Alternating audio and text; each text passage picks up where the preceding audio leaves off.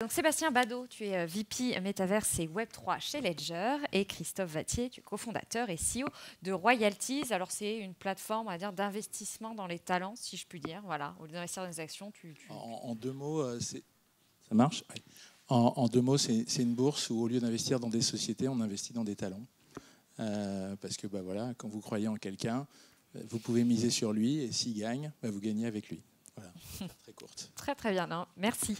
Ledger, forcément, c'est une des principales boîtes dans le Web3, une des grosses marques.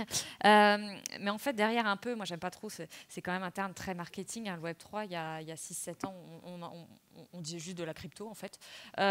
C'est quoi un peu, du coup, le fil rouge de tout ça, de Ledger dans ce Web3 ?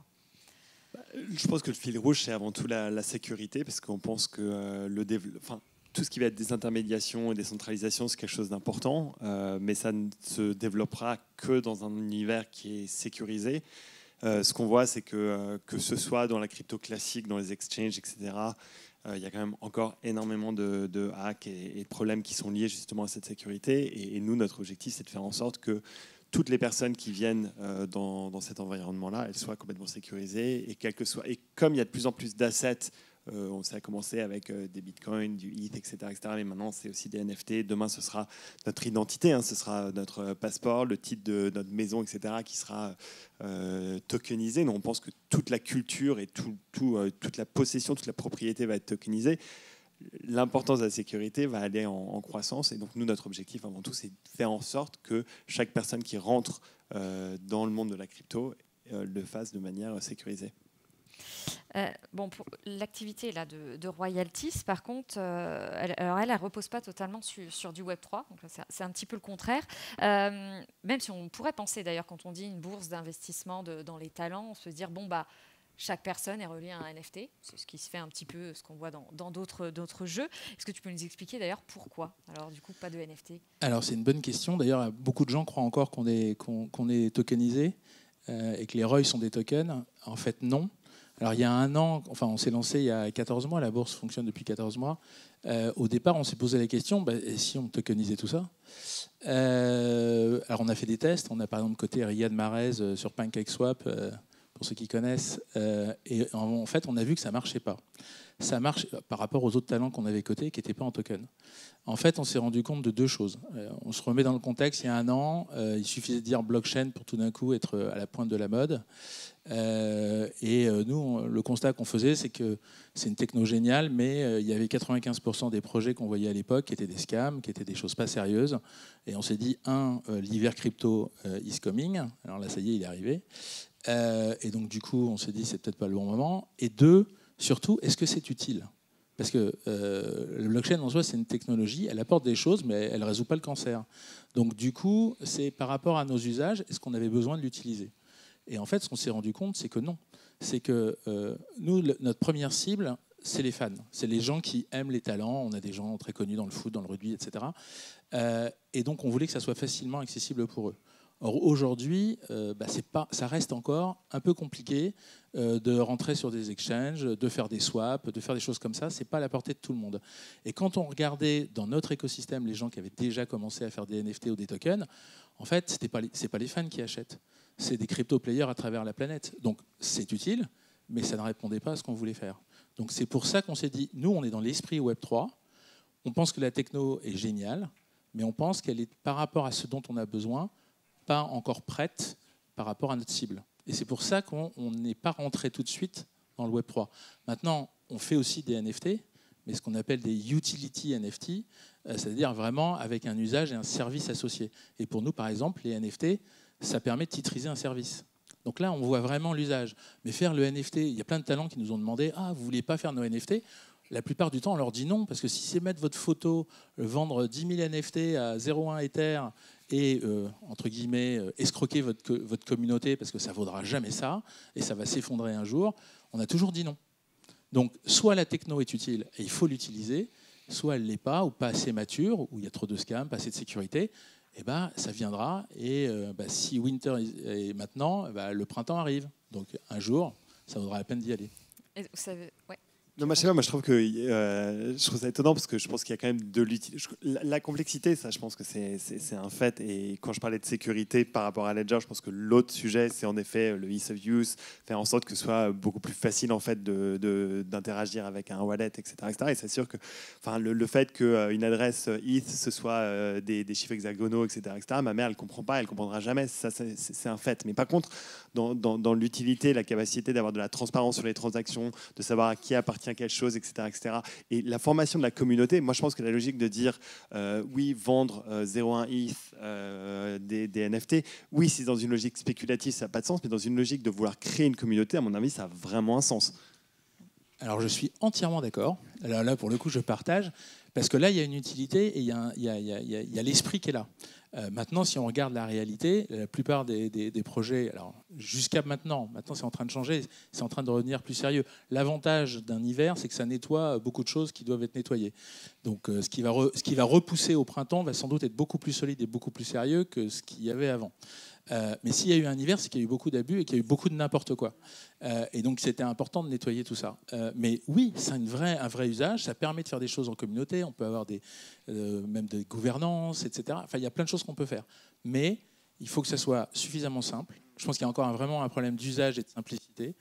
Et de sécurité, là je vais dans ton sens, il faut que tout ça soit beaucoup plus encadré et beaucoup plus sécurisé. Du coup, ça se traduit concrètement comment chez vous, cette simplicité? Alors, je vous invite à aller sur le site, c'est ma page de pub, royalties.com, IZ. En fait, nous, on voulait que quelqu'un qui n'a jamais fait de bourse, jamais fait de gambling, jamais fait de crypto, puisse facilement investir sur un talent. Donc, on a fait un truc, mais d'une simplicité biblique. On fait ce qu'on appelle de la finance populaire. C'est que ça doit être accessible à tout le monde.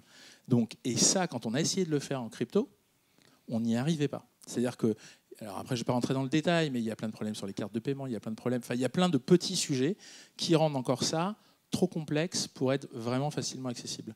Donc on s'est dit, voilà, je suis quelqu'un, j'ai 25 ans, j'ai jamais fait tout ça, j'adore ce chanteur, je veux investir sur lui, qu'est-ce qu'il faut pour qu'il n'y ait pas de frein à l'adoption ? Et c'est pour ça qu'on s'est dit, la crypto, c'est un peu tôt. Et on a lancé même des collections de NFT avec des grands chefs de cuisine. Ça s'appelle la table du chef. Vous pouvez aller manger avec le chef dans sa cuisine. Donc, c'est un grand chef 3 étoiles, c'est très sympa.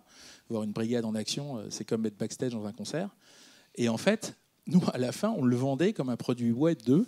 Et c'est même nous qui devions garder les NFT parce que nos clients, ils n'avaient pas de crypto wallet, ils ne savaient pas comment l'utiliser. Aller sur OpenSea ou Rarible, c'était une galère sans nom. Donc, en fait, il y a encore vraiment aujourd'hui un problème de facilité. Et une fois qu'on aura résolu ça, et il y a plein d'acteurs qui travaillent là-dessus, simplicité, sécurité, et ben, dès qu'il y aura des usages vraiment sérieux avec, là, pour le coup, ça va vraiment décoller, pour le coup. Chez Ledger, vous travaillez un peu c'est quoi pour faciliter ça? Vous travaillez avec justement d'autres boîtes? On travaille déjà, nous, sur l'amélioration du hardware, parce qu'au début, donc, on est une entreprise qui fait du hardware, qui fait une clé Ledger qui permet justement de sécuriser ses cryptos. Et même là-dessus, quand on pense en hardware, c'est complexe parce que c'est pas du soft, ça peut pas se développer en quelques mois. Ce qu'on est en train de préparer maintenant, c'est ce qu'on sortira dans 3 ans. Donc là, ce qu'on sortira maintenant, c'est ce qu'on prépare depuis 3 ans. Et c'est sûr que cette logique-là de rendre la crypto plus accessible, elle nous obsède. On a envie que quand la personne achète le produit, tout le onboarding, etc., soit le plus simple possible. Et puis après, qu'on mette le pied à l'étrier, ce qu'on a fait par exemple en créant Ledger Live, qui est une passerelle qui permet, une fois que vous avez acheté votre Ledger, d'acheter votre première crypto, de storer vos premiers NFT, etc., etc. Et puis là, ce qu'on a lancé en juillet dernier, qui s'appelle Ledger Market, qui est une plateforme de distribution de NFT totalement sécurisée et hyper simple aussi dans la transaction, parce que vous cliquez sur un bouton, il y a un pop-up qui s'ouvre, vous êtes mis tout de suite sur Ledger Live et vous signez votre transaction avec votre Nano. Donc c'est en 2 clics. Et pour les utilisateurs de Nano, c'est hyper simple. Donc on réfléchit beaucoup à ça, mais aussi, maintenant qu'on a cette plateforme de distribution, dans les projets qu'on peut lancer, on en a lancé un avec Brick. Là, on vient d'annoncer hier qu'on a distribué les tokens, on a fait un airdrop de tokens pour un Black on Black Nano, donc un Nano qui est custom, on en a fait 10 000, il n'y en aura que 10 000, etc., pour les gens qui avaient acheté notre token en juillet dernier. Et typiquement, la logique de l'airdrop, la logique de pouvoir redeemer un produit physique avec un NFT, ça, c'est quelque chose qui est hyper intéressant parce que ça veut dire que je peux. Il y a 20 ans, peut-être pas 20 ans, mais en 2008, quand l'iPhone est sorti, il y avait des gens qui faisaient la queue et qui passaient la nuit dehors pour avoir l'iPhone.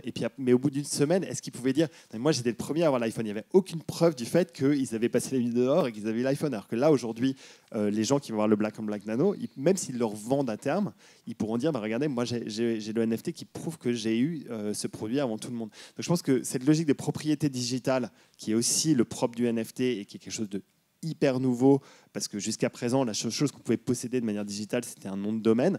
Aujourd'hui, on peut prouver la propriété digitale, mais liée aussi à un produit physique. Et là, ça devient de l'utilité, et c'est à mon avis hyper intéressant. Donc nous, ce qu'on essaie de faire, c'est de développer en fait des nouvelles mécaniques pour prouver l'utilité de l'écosystème et de faire le lien, mais aussi d'un point de vue hardware, de créer de l'onboarding et de faciliter en fait l'utilisation de nos produits, parce qu'en effet, aujourd'hui, ça reste relativement complexe, c'est sûr. Et ça passera peut-être par aller à un secteur en particulier. Comment ça va se démocratiser? Est-ce que ça va être, bon allez, j'ai peut-être provoqué, mais par le porno, ça arrive souvent par là, hein, ou est-ce que ça va être par les jeux vidéo? On en parle plus. C'est quoi un peu votre sentiment? Moi, je pense que c'est beaucoup le gaming. Enfin, Sébastien en parlait. Nous, en l'occurrence, on a lancé aussi dans une logique metaverse, parce qu'on y croit beaucoup, une expérience dans Sandbox, parce qu'on se dit que le gaming, ce sera la première étape, et c'est souvent le cas, d'ailleurs c'est aussi le cas, si je reprends l'exemple de l'iPhone, les premières choses qui ont été développées, c'est les jeux, et ça reste, hein, les gens, quand vous allez dans le métro, vous voyez, il y a beaucoup de gens qui sont encore en train de jouer à des jeux, donc cette logique-là d'onboarding par le biais du gaming, à mon avis, est hyper importante. Nous, on a créé un espace dans Sandbox où les gens peuvent apprendre à se sécuriser dans l'univers du Web3. Et quand vous parliez, vous lui posiez la question de savoir est-ce qu'il y a vraiment des gens qui viennent. Nous, ça fait 2 semaines qu'on a lancé. Je crois qu'il y a 200 000 personnes qui ont interagi avec le Quest, et il y en a plus de la moitié qui l'ont terminé. Donc, et c'est long, hein. Moi je l'ai fait moi-même alors que je connais à peu près le concept, ça m'a pris du temps. Donc le fait de dire par le biais du jeu, je vais en fait attirer les gens et derrière leur permettre de s'éduquer par rapport à ces plateformes. Et nous, c'est hyper important pour nous parce que je pense que jusqu'à présent, dans l'onboarding et dans la manière dont les gens allaient aller vers la crypto, la première chose qu'ils allaient faire, c'était pas d'acheter un anneau, c'était pas de se sécuriser. Très souvent, c'est une fois qu'ils ont été hackés qu'ils se sécurisent, ce qui est dommage. Là, la logique, c'est de dire, si mon premier pas dans le Web3, c'est du gaming, j'apprends aux personnes dès leur entrée que l'importance de la sécurité. Derrière, ils achètent un anneau, forcément, c'est pas mal pour moi. Mais derrière aussi, ça va faire en sorte que l'écosystème il sera avec des gens qui seront beaucoup plus aguerris et qui comprendront en fait les risques et à mon avis qui auront un voyage entre guillemets dans le Web3 ou une évolution dans le Web3 qui sera bien meilleure que s'ils étaient venus et qu'ils s'étaient fait hacker et qui diraient ensuite à leurs amis ah ben non, n'y allez pas parce qu'on va se faire hacker. Moi, je finis juste sur un point, c'est que j'ai eu la chance de travailler sur le développement d'Amazon en Europe fin des années 90, début des années 2000. Au moment de l'éclatement de l'abus d'Internet, mais aussi à un moment où, donc d'un autre winter, mais aussi au moment où les gens ne voulaient pas mettre leur carte bleue en ligne. Et les taux de conversion étaient à 0,1% sur les nouveaux utilisateurs, alors que là, aujourd'hui, les gens ne se posent plus la question. Alors, ils ont toujours les mêmes problématiques parce que c'est très long, etc. Mais par contre, les gens ont plus peur. Je pense que les problématiques de la crypto sont hyper similaires. Alors, puisque tu parles du passé, j'étais aussi là pendant ce premier hiver. Et 6 mois avant la crise de 2001, il y avait une blague qui circulait qui était « Je te vends mon chien $1 million contre 2 chats à 500 000 ». Maintenant, c'est possible avec des singes et autres animaux. Donc, quand j'ai réentendu cette blague il y a 1 an, je me suis dit « Le nouvel hiver arrive ». Ça, c'est pour l'effet de répétition. Après, qu'est-ce qui va faire que ça va se développer ?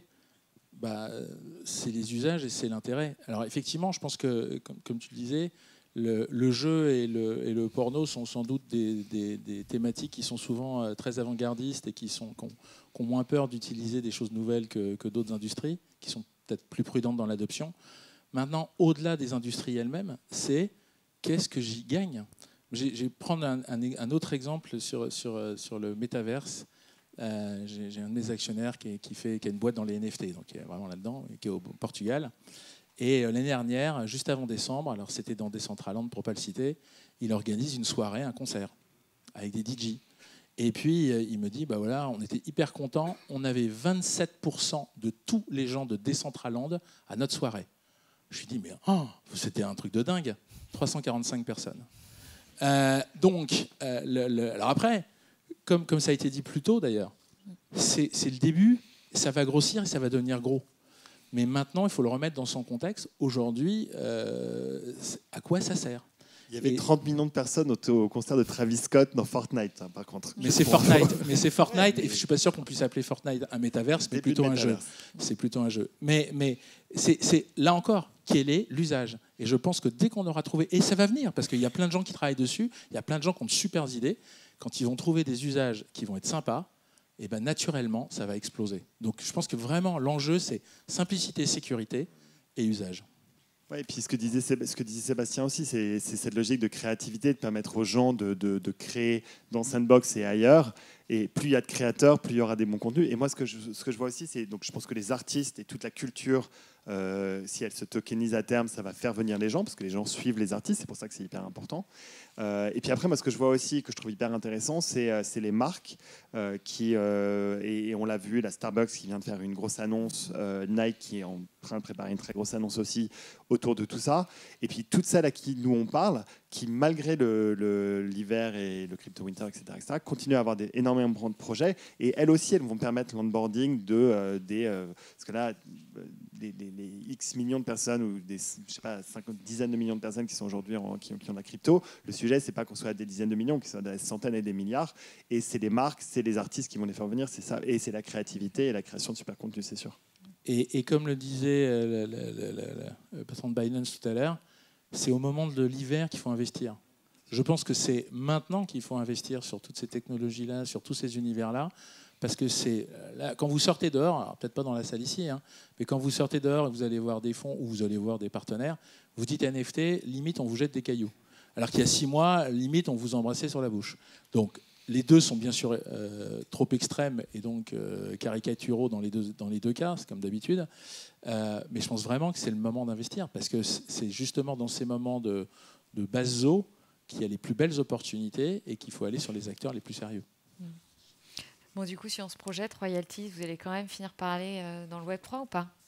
Alors, on l'est un peu, parce qu'on nos NFT sont là, pour le coup, mécaniquement Web3.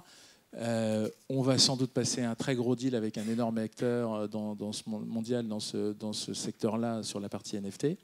Parce que justement, avoir un réseau d'exchange où on peut distribuer et vendre de manière sécurisée, etc., c'est très important.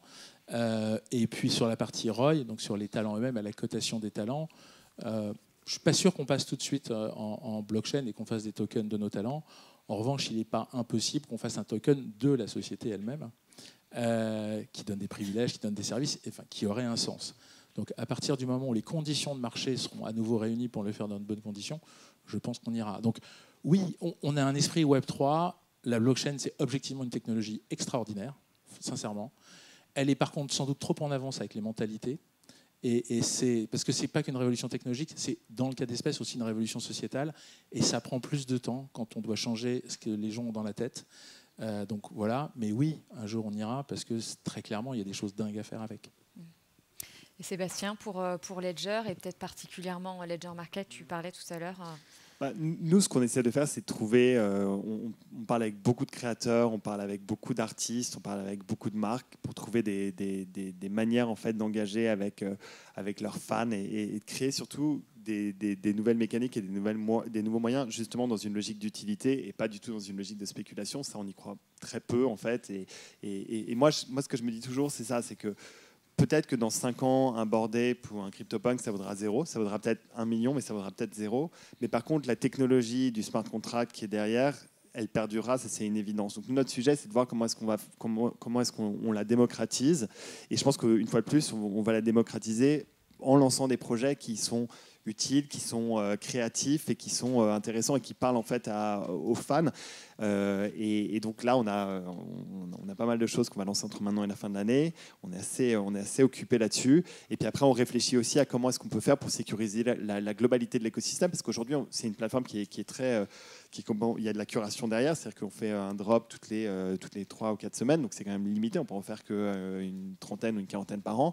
Et la logique, c'est de faire en sorte à terme que tout le monde puisse utiliser cette plateforme-là, donc pour que n'importe quel drop puisse être sécurisé. Donc on a à la fois une technologie B2B qui s'appelle le Ledger Vault qui permet de sécuriser la personne qui crée le NFT et qui le distribue. Et ensuite, in fine, l'utilisateur qui l'achète peut signer ses transactions avec Ledger Nano. Donc on est un peu à mi-chemin entre le B2B et le B2C. Et ça, c'est intéressant comme environnement parce qu'on arrive à travailler avec les deux côtés et donc de fluidifier en fait toutes ces transactions-là qui sont hyper importantes. Donc on réfléchit beaucoup à ça.